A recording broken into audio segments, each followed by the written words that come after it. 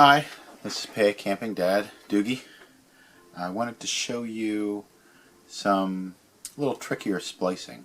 I had some good reviews on my amsteel splicing video, and I thought I would show you what I came up with lately.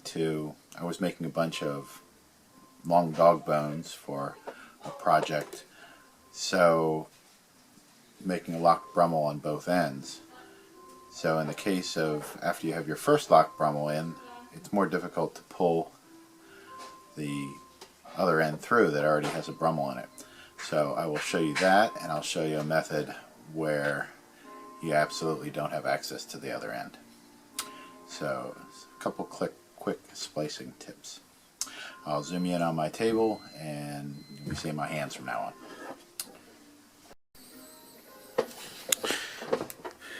Okay, well, the first thing I wanted to mention was in a previous video I was cutting the amsteel against a wood block, and it was often a real pain to get all the fibers cut, and I spent a little time with Dutch at one of the Mahas, and he just showed me, he cut some and just did it in place. Look here, make sure I don't get any extra fibers. I'm just tapering the end of this one piece. Pull out 3 strands and trim them. Anyway, Dutch showed me a much easier way to trim them, and that is to just hold it like that, take a good sharp knife and cut it. It's much cleaner, much easier, as long as you have a reasonably sharp knife. It works great. By the way, the only tools you need for this is a sharp knife, which I think I'm done with because I already tapered all the other pieces I'm going to work with. Just use one of these large needles with a blunt tip. And for one of the methods, I'm also going to use a small piece of, this is braided Mason's line, and I'll show you that as well. So let's do the easy one first. This is actually a project I'm working on. Have my loop marked out, my two marks, but we'll go like that. This is for tensegrity stand that I'm splicing some very long pieces with locked Brummels in both ends to a specific length. So for this method, you really just do a basic locked Brummel. So open up at your braids at the second mark, slide your needle through, and go ahead and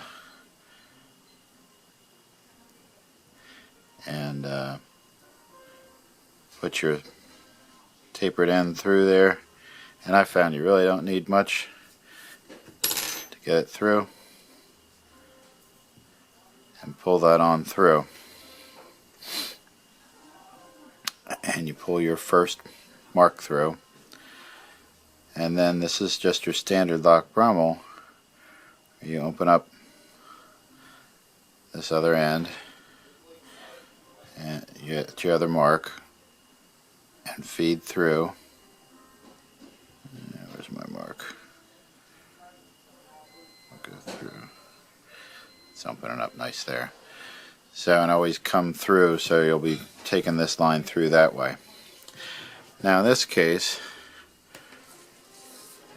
I'm just going to feed this line off the table as I get to the other end.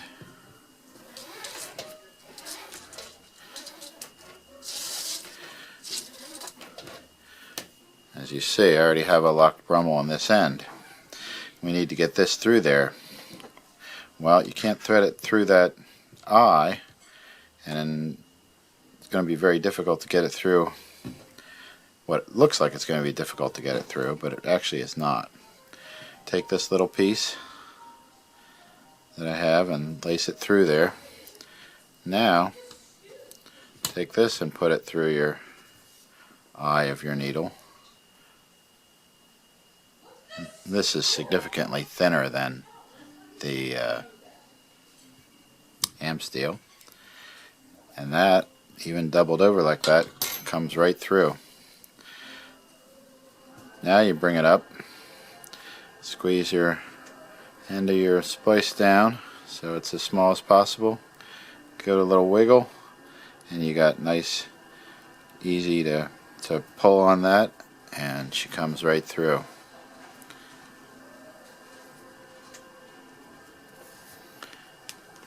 And just bring her on through. So that's just a trick to making like a dog bone. Something where you actually do have access to both ends, but just not so, just have that loop in the end. And now from here you just bury this taper. Just go in here and bury it. Don't think I'll show that right now. Maybe I'll come back and do it. And let me show you the other technique. And I believe this is called a McDonald. And I've only done this a few times, so I just have a scrap piece here that I'll test it on, try it out on.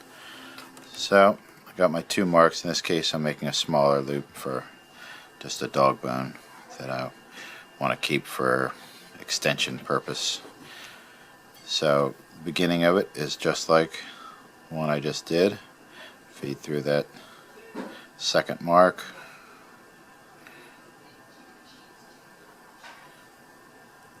Get your hand through and pull that mark through. Now, whereas a normal locked Brummel, I'd take this tail, this end here, and feed it up through this way. This one I'm going to come the opposite direction with my needle.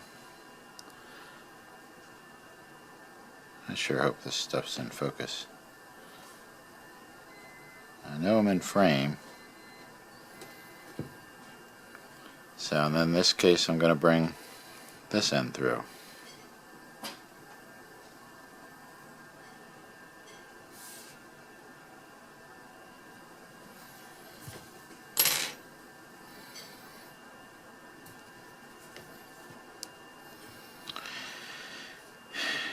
And this is the tricky part now, is you go ahead and pull this all the way, and what will happen is you actually are going to turn it inside out. I'm going to open it up here a little, give it a little help.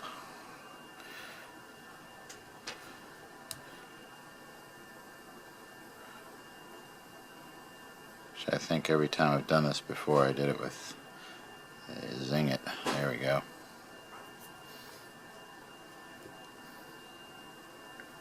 And if you see, there's a small hole that's opening up in there.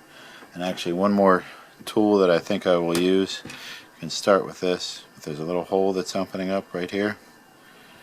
You need to work that and get a little bigger. The other tool that I use is a mechanical pencil with a nice tapered tip to it. So I'm going to open this up a bunch. I said I think this, so that after you pull this one through, you go ahead and pull it all the way through, and it will open up to make a hole like that. Now the trick is you got to take this folded piece and get it through that hole.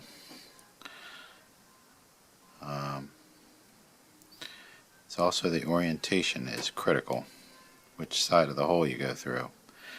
First time I did this, I went through the wrong way, We'll try again now. You see my hole's nicely opened up. You can I use a mechanical pencil to open it up a little bit.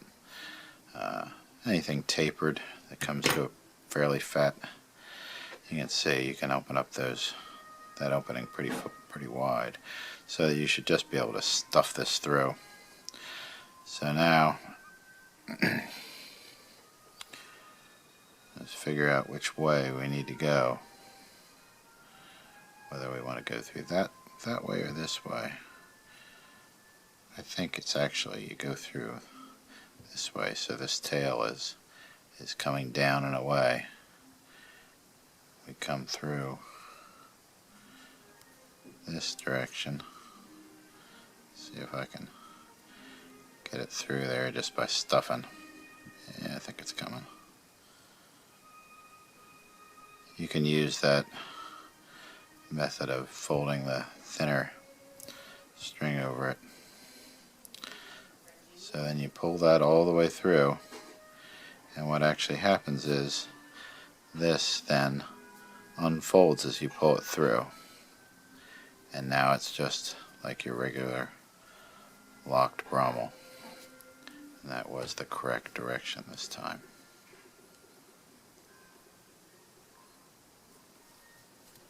Go ahead and cinch that down real tight, and now you bury the tail.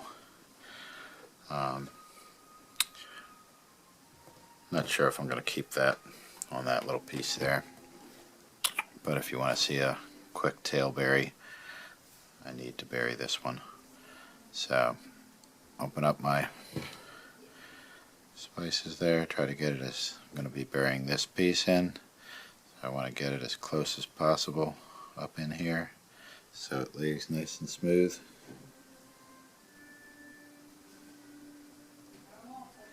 And of course it's critical that you don't bisect any of the groupings of fibers. And what I've found is normally I have a 4.5–5 inch total bury. That's with the taper. And after I have my needle started in there, I've found if I just keep working her down until about the point that I can't shove it anymore on this needle. This is one of those ones that Dutch sells, but I think I also got the same needle in a pack from Walmart before Dutch was selling them. Just long enough that I can hold it, and you work this end.